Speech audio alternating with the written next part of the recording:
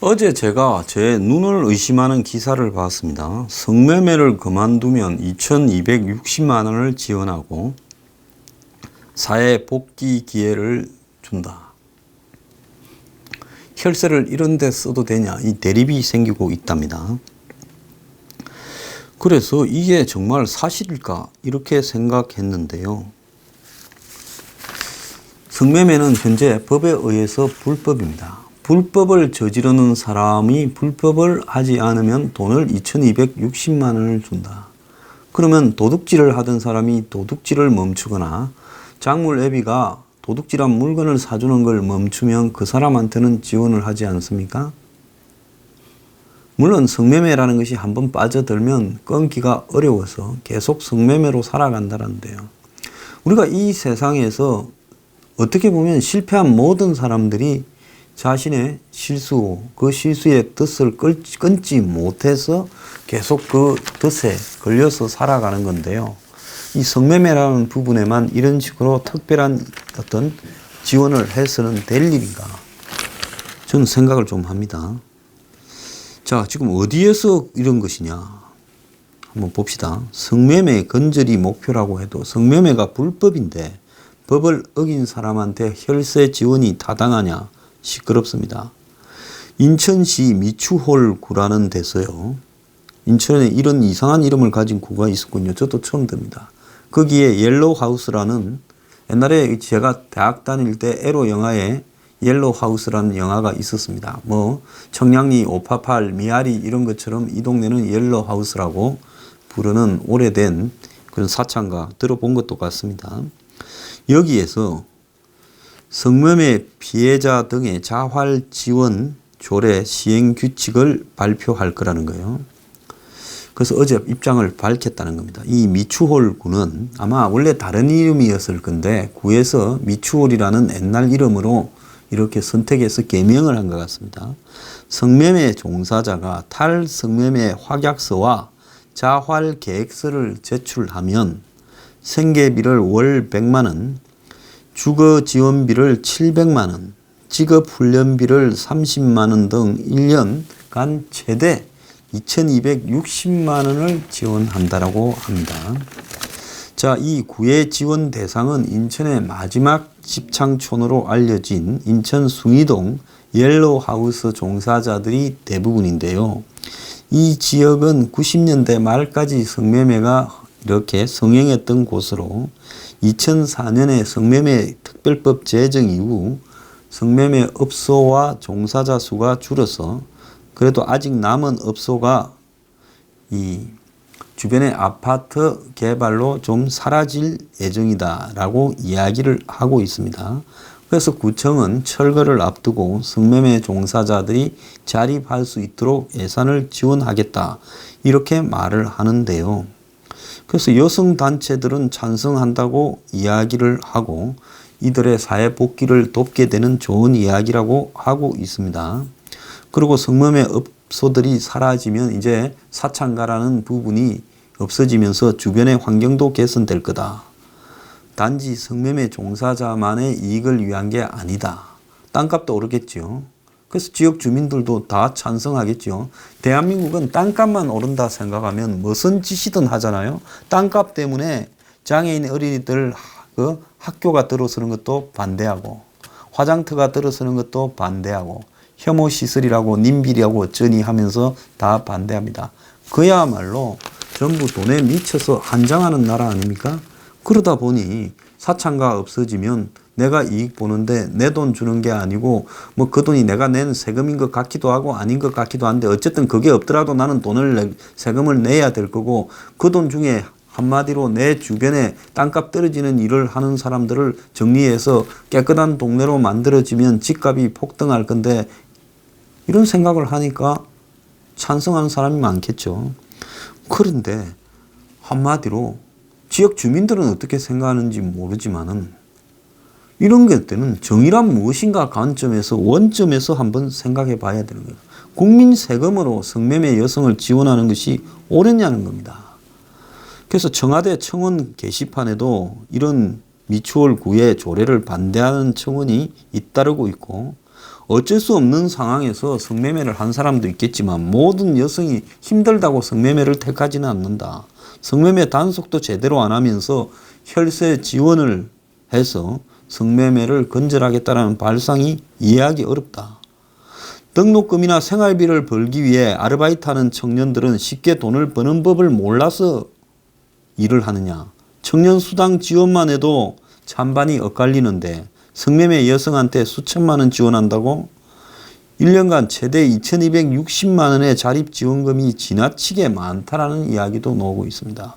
저소득 가구 근로장려금은 단독 가구 기준으로 연간 150만 원 수준이고 청년수당도 월 50만 원 6개월만 주는데 이들이 받는 특혜는 엄청나다는 이야기죠.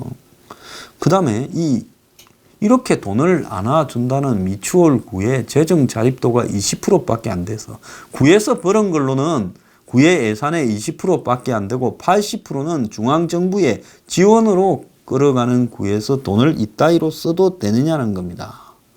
그래서 성매매 종사자의 자립 지원 논란이 전국으로 확대되고 있다는데 대구, 광주, 충남, 아산, 전북, 전주 등도 성매매 종사자 지원 조례를 지금 만들어서 자립을 어쩌고 하고 있다는 거예요. 자, 이 보상과 인센티브는요, 열심히 노력하고 최선을 다하는 사람한테 보상과 인센티브가 주어져야 됩니다. 죽도록 일을 해도 내가 내 한 몸을 먹고 살기 어렵다고 하면 그런 사람들은 이렇게 도와야 됩니다. 하지만은 대한민국에 선택할 수 있는 직업이 자유가 많은데 그 중에서도 인간이 해서는 안 될 가장 최악의 직업에 스스로 자발적으로 오랫동안 종사한 사람, 즉 노동하기 싫어서 성매매 하겠다라는 사람이 대부분이지 않습니까? 물론 그 사람을 따지면 여러 가지 사연으로 한마디로 인간으로서 자존감을 상실하고 어쩔 수 없는 굴레 속에서 해왔다 하지만은 세상의 모든 실패한 사람 중에 이유 없는 사람이 어디 있겠습니까? 이건 정의가 아니에요. 정의는요, 일주일에 8시간 이상씩 계속 일을 하는데도 한 달에 내가 먹고 살기가 어렵다라는 사람한테, 합법적인 일을 하는 사람한테 지원을 해야 그게 정의입니다. 자, 이런 식으로 하면요, 도둑놈 마약 중독자부터 시작해서 강도까지도 다 지원해야 돼요. 나중에는 강간범도 강간의 이게 내 버릇인데 이거를 끊기 위해서 그야말로 뼈를 깎는 노력을 해야 되기 때문에 치료비도 지원해주고 강간을 하지 않도록 또 다른 성적 충동을 쾌락을 해소할 수 있는 방법을 지원해주고 이렇게 가야 됩니까? 이 뭐 하자는 이야기입니까? 자, 이 성매매와 관련해서 말 놓은 김에 또 기가 찬 일이 하나 있어요. 10대 채팅 앱의 성매수가 637명이라는 거예요. 그러니까 10대가 채팅 어플리케이션을 이렇게 통해 가지고 17세 여성 이렇게 입력을 하니까 1분도 지나지 않아 기자가 일부러 그래 해봤대요. 3명의 남성으로부터 쪽지가 왔고 나이를 묻는 남성 이용자에게 고등학생이라고 답했음에도 페이가 얼마죠? 요즘 고 몇 학년이면 웬만한 20대보다 성숙하다. 몸매가 궁금하다고 성매매를 요구하는 글이 왔대요. 이거 하다가 잡힌 사람이 작년에 637명인데 그 10대 채팅 앱을 하는 애 뒤에는 또래 포주가 있다는 겁니다. 그래서 3년 전에 2014년에 390명이 잡혔는데 작년에는 성매매 사범이 637명이 잡혔는데 그래서 많이 증가했죠. 그런데 성매매를 강요하거나 알선한 범죄자까지 포함하면 1101명이 아동 청소년 성보호에 관한 법률, 흔히 줄여서 아청법이라고 하는 법의 위반으로 잡혔다는 거예요. 이게 성매매 채팅 앱으로 매수한 사람이 637명이다라는 게 아니라 10대 아동 청소년과 하다가 잡힌 사람이 637명이고 이거 포준이 삐끼니까지 합치면 1100명이 잡혔다는 이야기입니다. 자, 그래서 알선범 중에 강요범과 알선범, 강요범이라면 그 포주고 알선범도 삐끼 아니면 포주지 않습니까? 강요 알선범 중에 절반 이상 56.6%가 10대라는 거예요. 그리고 3명 중 1명이 여성이라는 거예요. 성매매 피해 청소년의 평균 연령이 15세고 전체 피해자 중 58.2%가 13세에서 15세예요. 자, 집에 자식들 키울 건데 13, 15세면 그냥 중학생 수준, 고등학교 1학년 수준의 애들을 상대로 성매매를 하는 놈도 미친 놈들이고 정말 이런 놈들은 잘라버렸으면 좋겠어요. 그런데 그 애들을 성매매 시키는 포주도 10대라는 거예요. 정말 이 세상이 어떻게 가야 되는 겁니까? 자, 대가받은 성매매 청소년도 피해자다. 무조건 처벌해서는 안 된다. 선진국에서는 성매수 알선자만 처벌한다. 그래서 그 애들을 처벌해서는 안 된다 하는데 얘들 돌려보내봤자요. 또 합니다. 비슷한 일을 하거나. 그래서 얘들을 진짜 위한다면요. 얘들이 이걸 하지 않도록 격리를 좀 시켜가 사람 만들어야 돼요. 물론 정가를 만들어서는 안 되겠지만은 별도의 얘들에 대한 이런 한마디로 그 세계에서 빠져나올 수 있는 시간과 단절의 기회를 줘야 되고 이런 애들은 좀 지원을 해줘야 됩니다. 자, 그런데 우리 사회가 10대 표주에 10대 몸파는 그걸 또 사는 남자들 이게 어떻게 해석을 해야 됩니까? 그래서 이 아청법 위반으로 걸리는 놈들은 제가 봤을 때 한 기본 10년 때려버려야 돼요. 그걸 하고 싶어서 발악을 한 놈은 한 10년 받는다고 생각해서 인생 끝난다고 돼야 이게 사라질 거예요. 들킨 게 이 정도면 이거 잡혀간다는 걸 알기 때문에 굉장히 조심했을 거다. 이만큼 잡혔다면 안 잡힌 놈은 100배는 더 된다고 봐야 될 겁니다. 100배, 1000배가 더 될 수 있어요. 그러면 얼마나 많은 이런 일들이 벌어지겠냐는 겁니다. 자, 문정권 참 세세한 거 많이 신경 쓰더만은 이런 거는 안 합니까? 거듭 이야기하지만 우리나라는 어떤 제도가 복잡하고 다양하면 비리가 생기는 나라입니다. 그러니까 대한민국은요, 완전히 그냥 투명하고 단순하고 아주 깔끔해야 비리의 소지가 줄어듭니다. 근데 대학 입시가 누더기가 되어버렸어요. 김상곤이 이거 주무리다가 집에 갔고 이 정권이 최근에 불공정성 이야기가 나오니까 또 슬그머니 대학에 이렇게 수시가 아니라 정시를 좀 늘려서 이런 학부모들 좀 점수 달라고 압박을 하다가 전체적으로 좌파는 수시, 학생부, 입학사정관 이런 걸 좋아했잖아요. 근데 조금 대중의 여론이 지금 입시 제도에 대해서 너무 심하다, 불공정하다 되니까 정시 좀 늘리고 어쩌고 이러다가 죽도 밥도 안 되는 짬뽕을 만들었는데 청와대에서 짬뽕 하라고 시켜놓고 김상고이만 잘랐습니다. 그런데 제가 왜 옛날에 학력고사로 돌아가야 된다. 그러면 지방에 있는 사람들이나 이런 사람이 손해고 안 좋은 학교 다니는 애가 손해지 않느냐. 그거는요. 또 다른 방법을 통해서 균형을 만드는 방식을 택해야지 이렇게 대학 입시를 엉망진창으로 해놓고 한마디로 균형을 맞추려고 해서는 안 된다는 겁니다. 제가 왜 이 말이 옳은가가 증명이 됐는데요. 대학 입학할 때 요즘 자소서라고 자기소개서라는 걸 씁니다. 그런데 이걸 표절해서 작년에 1,406명이 불합격됐다는 거예요. 대학별로 자소서 표절을 잡으려고 의도적으로 노력하는 것도 아닐 건데 이만큼 된다는 겁니다. 그러면 지금 이런 게 왜 생겼겠어요? 대학교를 들어갈 때 자기소개를 왜 합니까? 좀 웃기는 이야기라고 생각하지 않습니까? 미국 같은 나라쯤 돼서 오랫동안에 대학에 들어가는 다양한 방법들이 있어도 미국에서도 지금도 난리예요. 왜?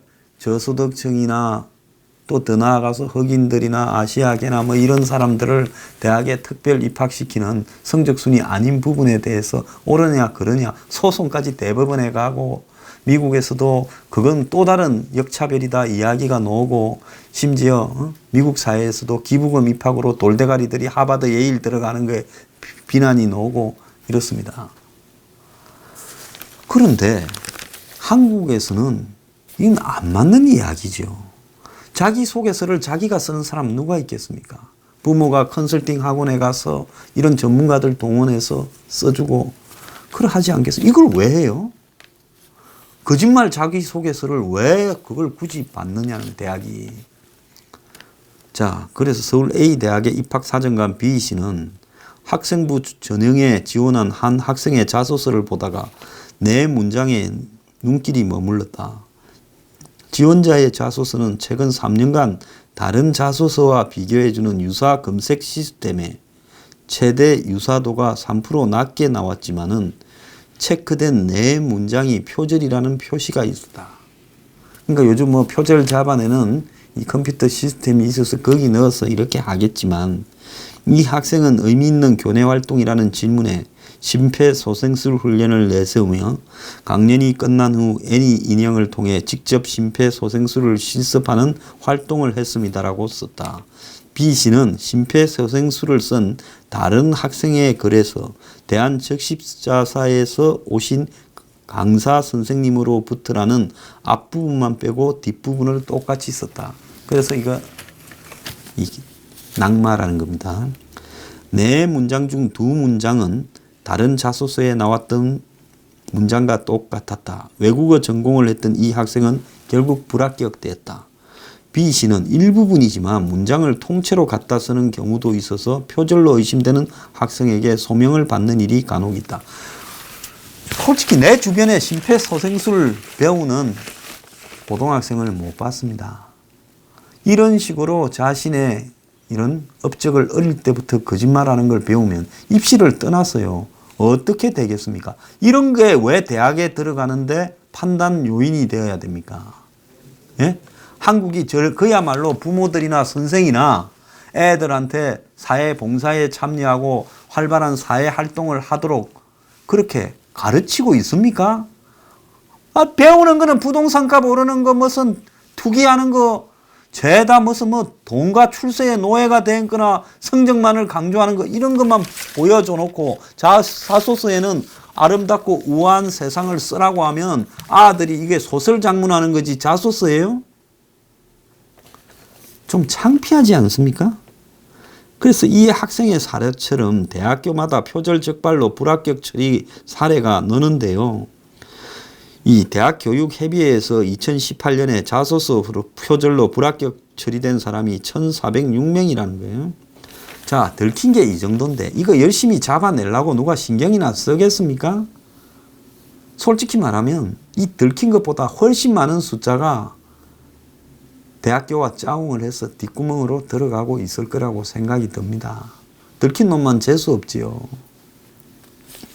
그래서 이런 한마디로 표절 자소서를 왜 학생부에 넣게 하고 학생부라는 걸 왜 만드냐, 왜 그걸 갖고 평가해요?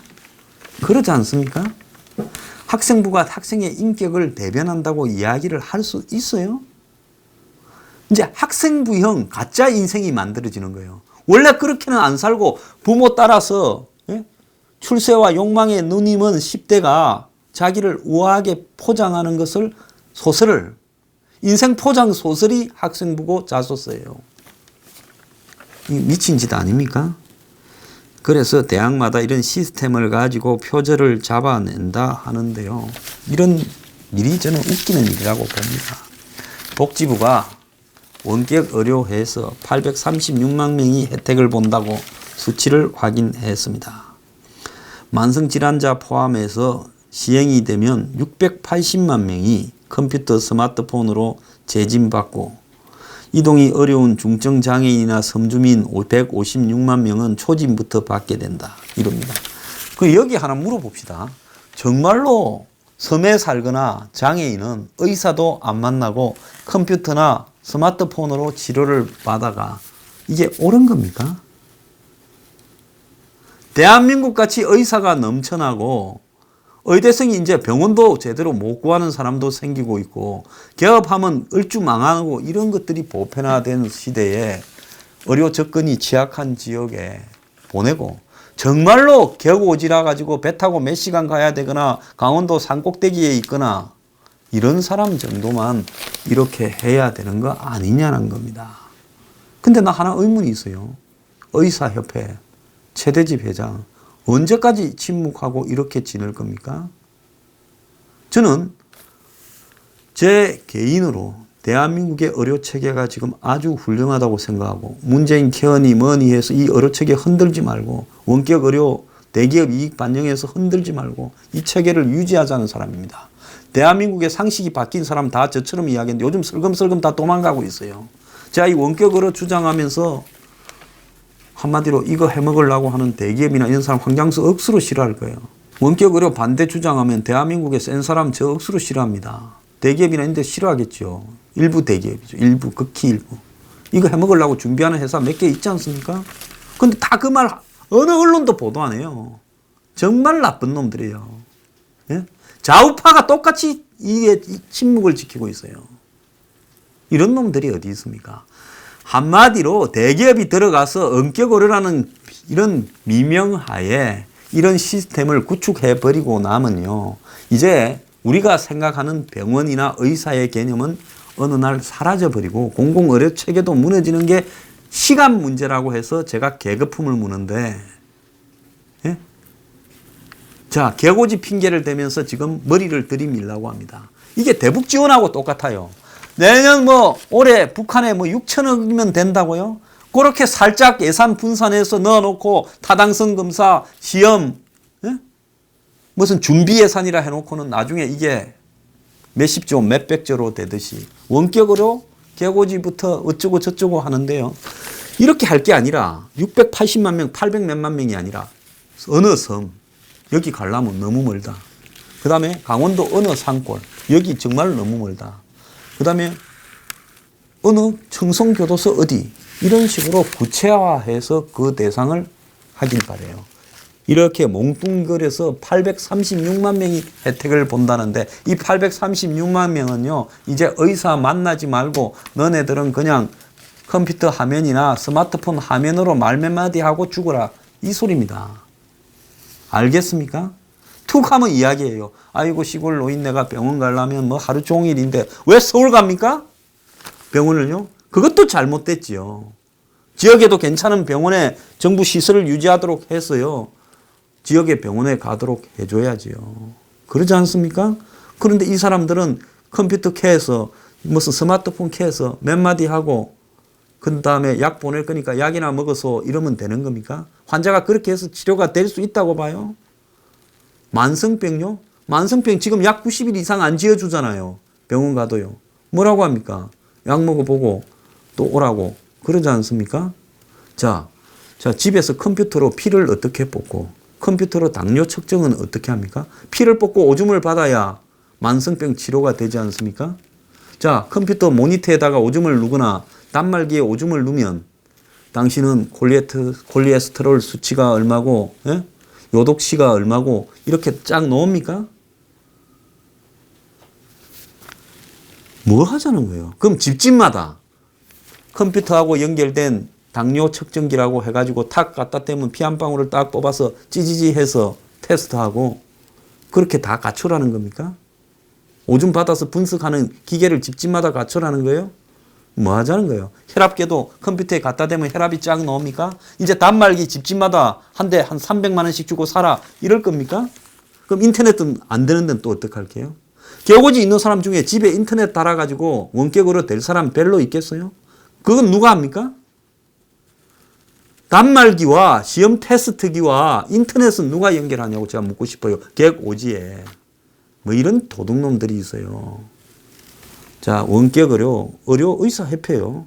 계속 이래 침묵할 것 같으면 의사협회 문 닫으세요. 뭔 짱을 한 거예요, 정부하고? 자, 의사협회에 제 방송 들으시는 분이 있으면 제 방송에 좀 오셔가지고 의사협회에 최대집 회장이나 부회장이나 오셔가 뭘 어떻게 할 것인지 한번 이야기를 해보길 바랍니다. 이러면 안 되지 않습니까? 되기 전에는 원격 의료 문재인 켜 투쟁하겠다 어쩌다 하다가 지금 다 어디 갔어요? 그러니까 의사들이 자기 이게 눈이 멀어가지고 투쟁은 고사하고 전부 나서기 싫어요. 어떻게 되겠지? 그러면서 그냥 좀 있으면 다 죽을 거예요. 정신 좀 차리기 바랍니다, 의사들.